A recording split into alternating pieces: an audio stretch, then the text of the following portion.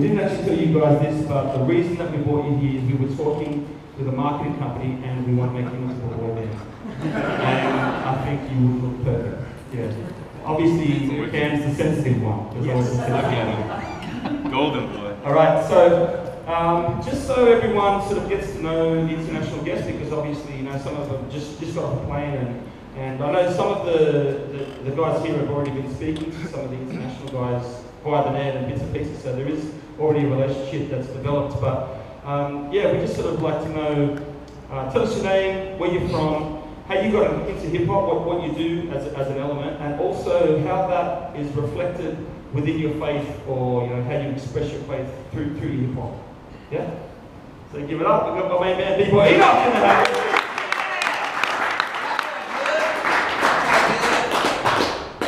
Hi everybody. My name is Bboy Enoch. My English name is Ben, but in Chinese Ben is stupid, so I don't say that. It's true. My element is breaking. I've been a b-boy for 20 years, but I'm not old, you know. So I'm 25 currently. And he's seen two ladies, so just yeah. Keep happy. So yeah, my name is breaking. I come originally from upstate New York. I let everyone know when I say I'm from New York, they're like, yeah, Bronx, Queens. I'm like, I'm from upstate. So that means I'm not from the city. But that's all right. I've been there lots of times and learned my history and love the city. But I live closer to like Toronto and Canada area. But yeah, I come from there. Breaking started for me through my stepfather. He was a pioneer b-boy in my city and actually started the movement of breaking really there. There wasn't really a scene for it yet. And he started through a recreational center, similar to Street Uni. And I started breaking. He basically took me in as his own son, just like he took a lot of kids off the streets. They also became like his own sons and daughters. And he taught us all breaking. And from that, the Lord used that to continue to grow my career in it, but also to send me later to China, where I use now breaking, and I do church planting. But we plant churches and we teach people how to break, and they go together pretty smooth. Yeah. So, yeah.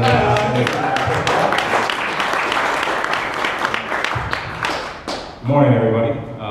My name is Flash from Southern California, a city called Ventura, about an hour away from Hollywood, if that helps.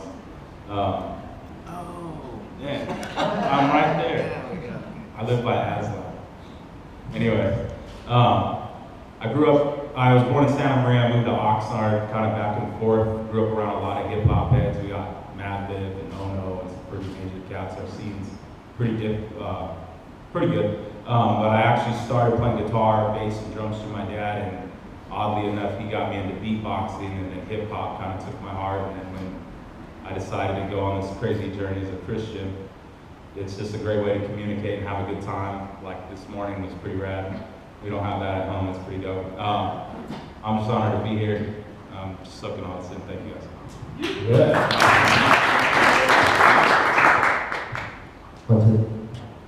Good morning, folks. My official birth name is Corey Montano. In the world of hip hop, I'm known as Bboy Icey Ice. For those of you who don't know my history, I am an original member of the Dynamic Rockers, henceforth the Magnificent Force, the New York City Breakers.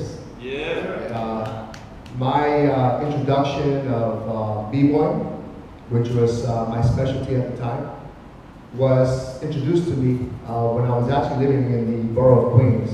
However, I was born and raised in the Bronx, New York City. But then at the age of 9, I moved in with my father, and within that community, just basically about a block away from me, there was, like you guys would say, a chap by the name of Kid Freeze.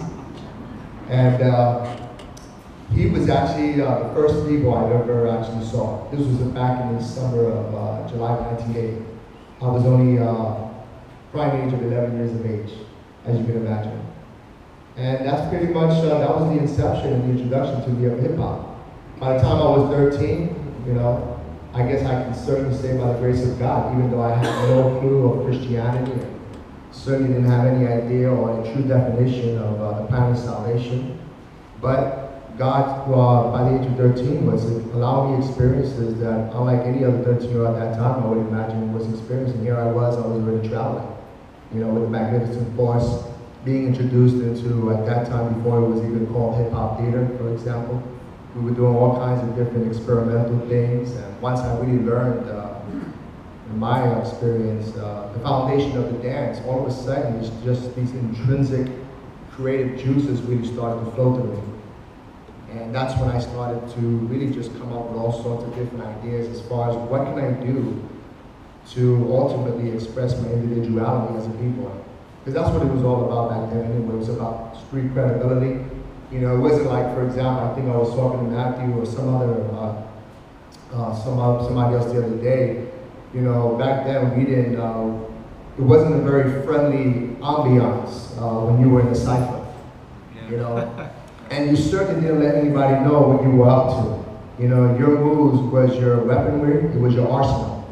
And you know, you practiced and you did what you needed to do, but it was about the end of the day. The term that we used to use back in the days, we was a sizzle fry brother out in the cypher. And that's what it was all about. And so that's a little bit of me, you know, pretty much, you know, but the wonderful thing is that we all have a story.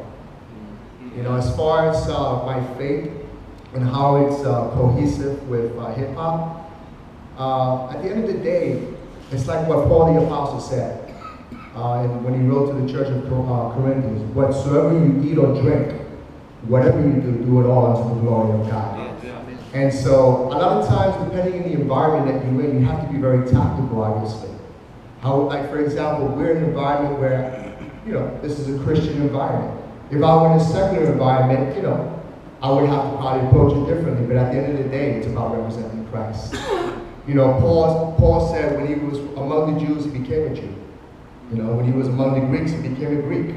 You know, and in a sense, that's how we have to do it as far as in this whole crazy world that we define as being hip-hop. And that's a little bit about me, folks. But it's a privilege for me being here.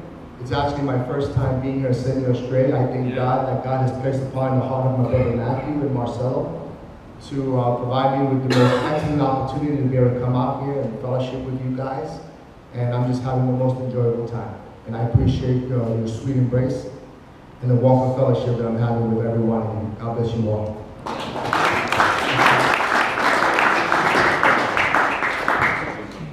What's up, guys? I go by Cameron One. My name is Cameron. Live in San Francisco, California. Yeah, man, I don't know really where to start. I mean, I've been in love with art since I was, as long as I can remember. I mean, I would build like model cars with my dad and then set them up on a windowsill and I would turn them in every direction and draw them, or I would draw Powell Peralta graphics on a skateboard and just copy everything I saw. So super young age, I was just like super addicted to art. And in 5th grade in 1992, my brother showed me a graffiti magazine and I was just blown away.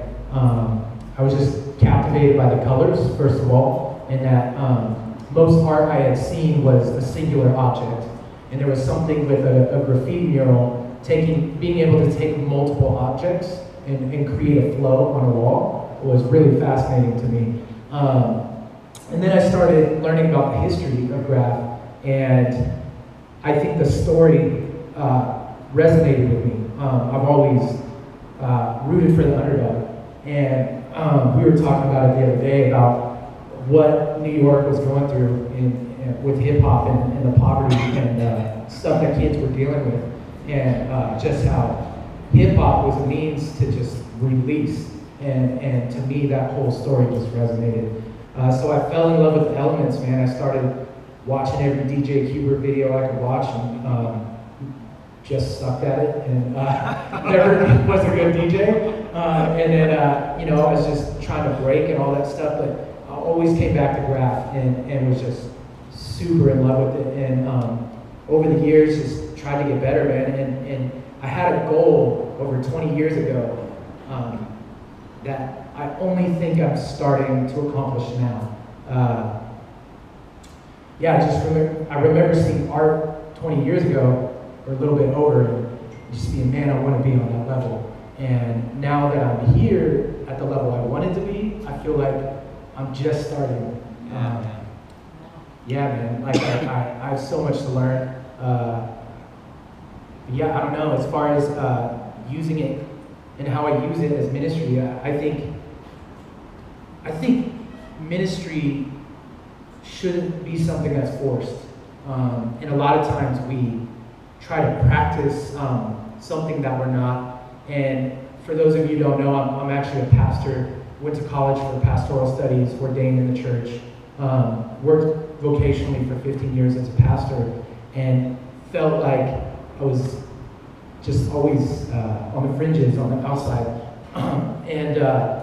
Yeah, man, so it was, I just feel like I needed to stop forcing something. And so as far as ministry, I don't think ministry can be forced. I think it's something that does come naturally. And when we are just who we're created to be in the presence of God, it naturally becomes evangelism. And so even evangelism is something that is always like, you have to do it this way. I don't really believe in that. Like, I believe that we are created to be who we're created to be. And so I just try to be who I am and hope it speaks. Yeah, thank you guys.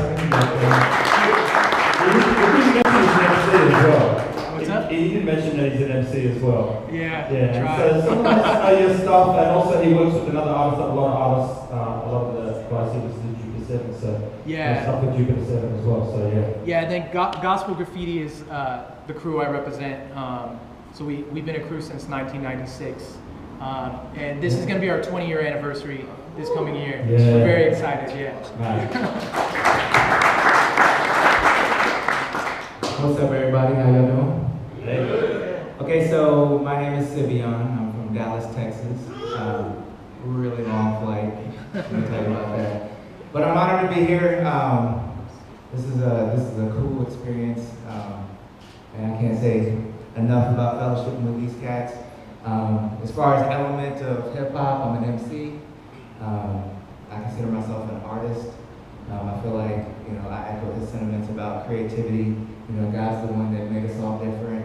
So I've been doing this for about nearly 30 years. I'm an OG in this mug. So, but the cool thing about it is in my journey with Christ and just kind of walking with God, the thing I've learned the most is the gift I can give through my hip hop is transparency. So obviously, the music industry, there's a lot of people that put on a facade of, what they think that you want them to be when they're on stage or when they're in videos, whatever. And I've learned that my greatest gift is being Sivion, and being that. Because when I'm that, it's glorifying God because that's what He created me to do. But also, I've learned that when I'm Sivion, I'm in a lane all by myself. There's no competition in the me lane. You know what I'm saying? There's no competition. So if you're you, there's nobody else that can do you better than God created you to do you. So do that, and you're literally running in the lane by yourself. So anyway, God bless you all. So stoked to be here, learning a bunch of Aussie words, and looking forward to Anya. I'm looking forward to rocking for you guys tomorrow. So peace. All right, how you guys doing? My name's Stephen Rosalini. I go by DJ Aslan. My dad bought me one turntable at a time, so I got my first turntable in 1993. And my parents were split, divorced, so he was, I saw my dad every other weekend, and he wanted to kind of be that dad, like, okay, I want to, to my brother, hey, what do you want? My brother says, I want drums. So he basically tried to invest in us what he could, just kind of be in the every other weekend dad. And so I said, I want turntables. I was hanging out at my best friend's house. He had older brothers and they had some techniques and some Sherwin Vegas speakers and a big old 16-inch mixer. And we were trying to mix Bell Biv DeVoe and another back creation and stuff like that. So it was a little bit of a New Jack era because that's all the records we had at the house. So that's what we learned how to mix with. But I wanted something for myself, so yeah, my dad bought me one turntable at a time, so around 1993, so that's about 22 years or so. So DJing is definitely my thing. Grew up in the 90s, in Los Angeles, City Valley is about a half hour from Hollywood, and we did a bunch of battles throughout the 90s. So a bunch of competitions and battles, DMC, ITF, it's not really around anymore. So really, God kind of made a way, a little lane or an avenue for me with DJing. I heard about Jesus in a real way when I was like 17. So I wasn't raised in a church. Maybe went to church once or twice with my mom when she wanted to go. And so, I know cultures are different all over, so, I wasn't even raised in church at all. But I heard about Jesus in a real way. Some guy was talking about him at a big conference, and it was for real. It hit me right in the heart. And so I started learning about God. But right at the same time, we started doing a lot of heavy battling. It's kind of for any DJ heads or turntablist heads or anything. The golden era of the battle scene was maybe 94 to 2000 or so, maybe 2001 or so. That was just kind of big heyday. I mean, even my homeboy Petrix, I've known him since 3rd grade. We were in a crew together called Immortal Fate or Fires. Gosh, he came out here to Australia in probably 2000. And somebody flew him out, and they're driving him out, pick him up from the airport. He sees a big old billboard with DJ Petrix on it. And we would never, that's a big deal to us, that'd be a huge thing, So that was definitely a golden era of a turntablist battle scene within that time, and I'm so thankful that I got to share that. We had people like Invisible Scratch Pickles and Beat Junkies and X-Men judging us at all of our competitions. And so it was awesome.